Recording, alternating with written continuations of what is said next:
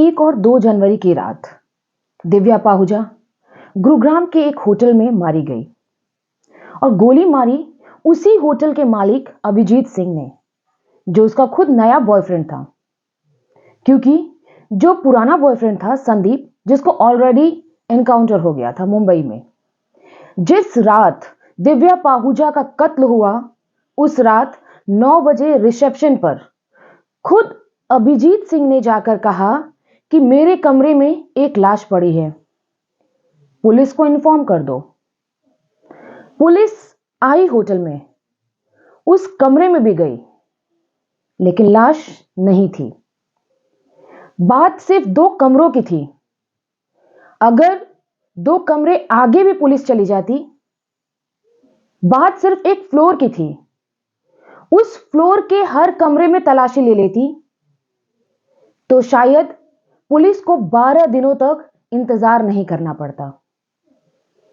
शायद पुलिस को 2 कमरों की तलाशी न लेने की सजा यूं न मिलती कि फिर यह मामला गुरुग्राम से होकर दिल्ली, दिल्ली से लेकर हरियाणा, हरियाणा से पंजाब और पंजाब से कोलकाता तक पहुंच जाता है।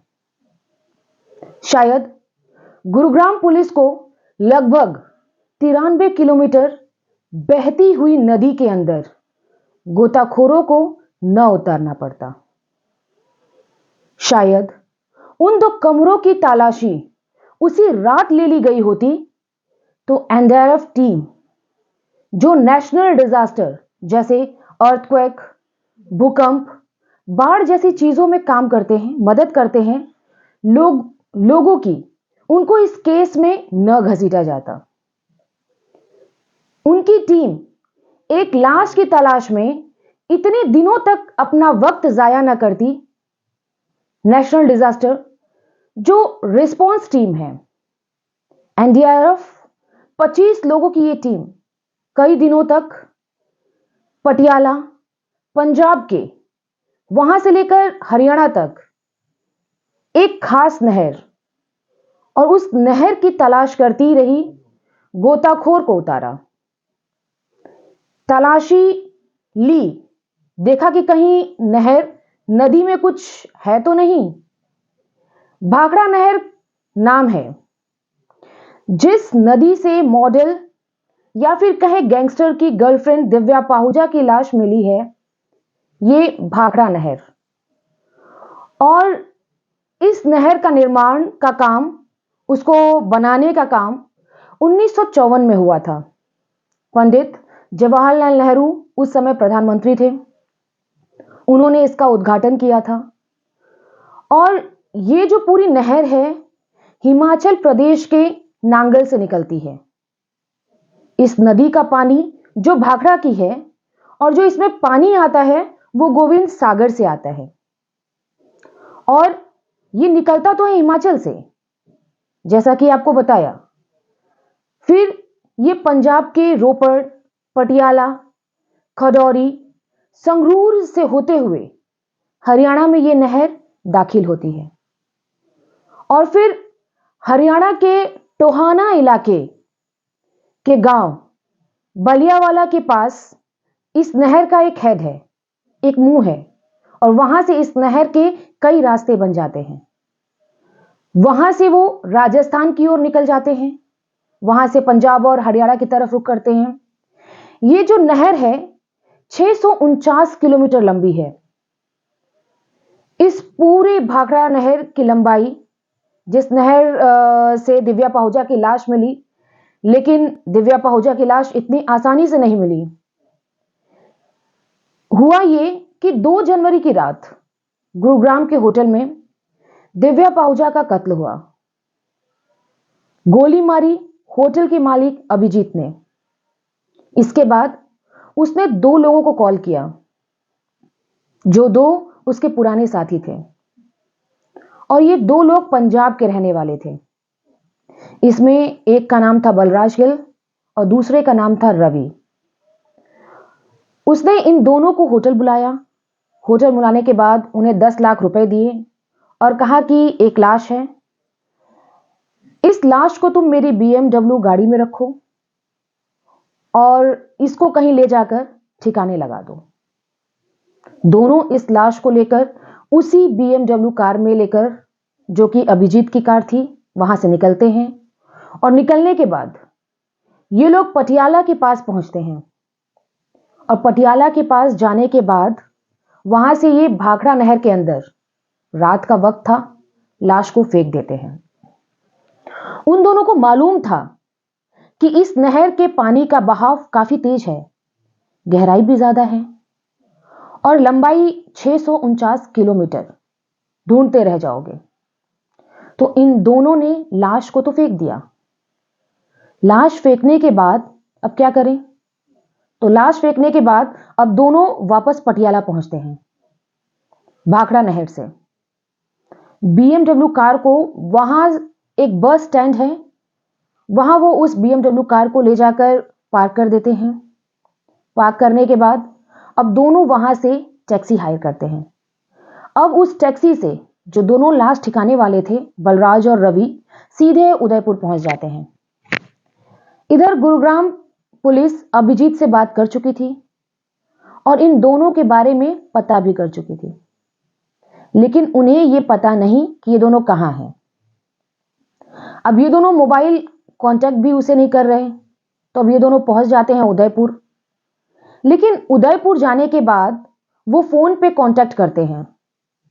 जब फोन पे कांटेक्ट करते हैं तो जितने भी अभिजीत के जानकार नंबर थे वो पुलिस ट्रेस कर चुकी थी। तो उससे पुलिस को पता चल जाता है कि दोनों उदयपुर में हैं। गुरुग्राम पुलिस की एक टीम फौरन उदयपुर के लिए निकलती है, लेकिन उन्हें टीवी से खबर मिल चुकी थी कि अभिजीत गिरफ्तार हो चुका है। तो वो फौरन उदयपुर छोड़ देते हैं और उदयपुर से वापस चंडीगढ़ के लिए आ जाते हैं। इधर पुलिस उदयपुर पहुंची और ये दोनों चंडीगढ़ आने के बाद एक ट्रेन पकड़ते हैं और फिर उसी ट्रेन से कोलकाता आ जाते हैं। कोलकाता जाने के बाद अब वहां दोनों अलग अलग हो जाते हैं, वहां बिछड़ जाते हैं, क्योंकि एक साथ रहने से अब तक टीवी में एक साथ तस्वीरें भी आ गई थी, अखबार में भी खबरें भी थी, तो उन्हें लगा कि अब पकड़े जाएंगे, तो वहां से अलग हो गए। इस दौरान जब रवि और बलराज के घर वालों और बाकी दोस्तों से जब जानकारी ली गई तो पता चला उनके पास ठीक ठाक पैसे हैं और वो विदेश भाग सकते हैं। और विदेश भागने का हमारे देश में सबसे आसान रूट ये है कि आप नेपाल चले जाओ। उसके लिए आपको किसी वीजा की जरूरत भी नहीं है और वहां से आप किसी भी देश निकल लो। तो ये गुरुग्राम पुलिस को इनपुट मिल चुका था।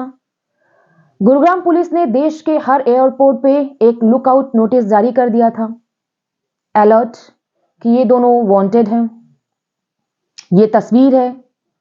अब इत्तेफाक से कोलकाता में कुछ दिन इधर उधर छुपे रहने के बाद 11 जनवरी को बलराज कोलकाता एयरपोर्ट पहुंचता है।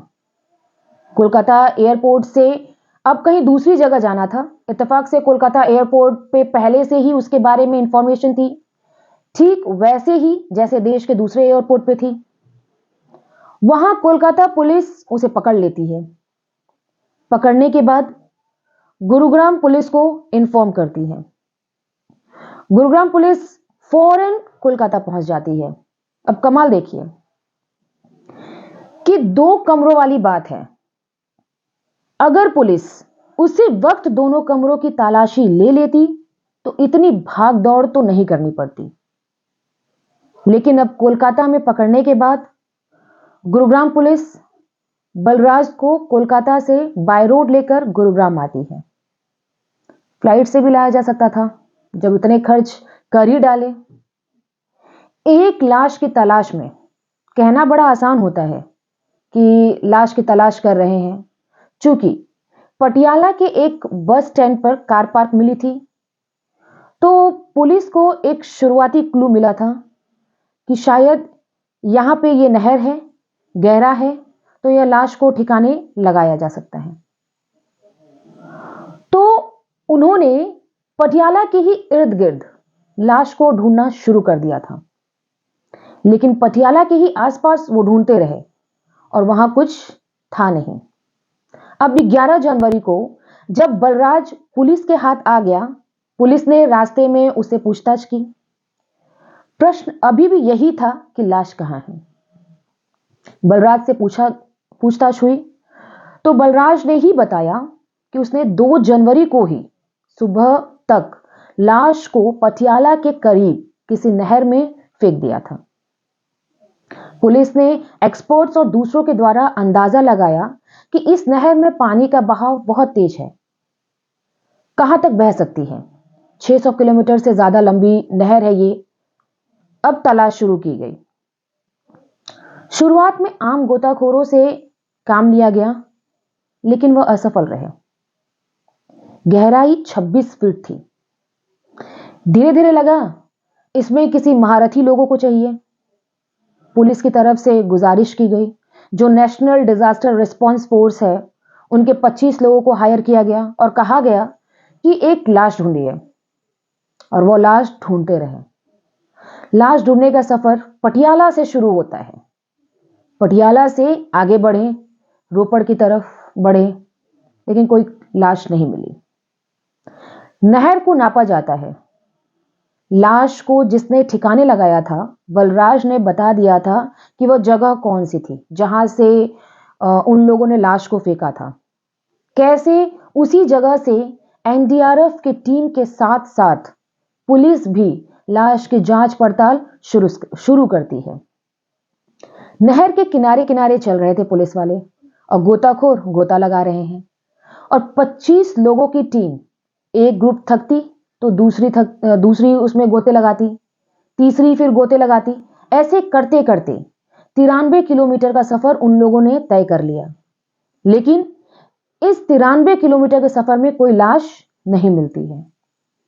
93 किलोमीटर का सफर तय करने के बाद पुलिस और एनडीआरएफ की टीम हरियाणा में शनिवार की सुबह यानी 13 जनवरी को हरियाणा के टोहाना इलाके में पहुंचती है।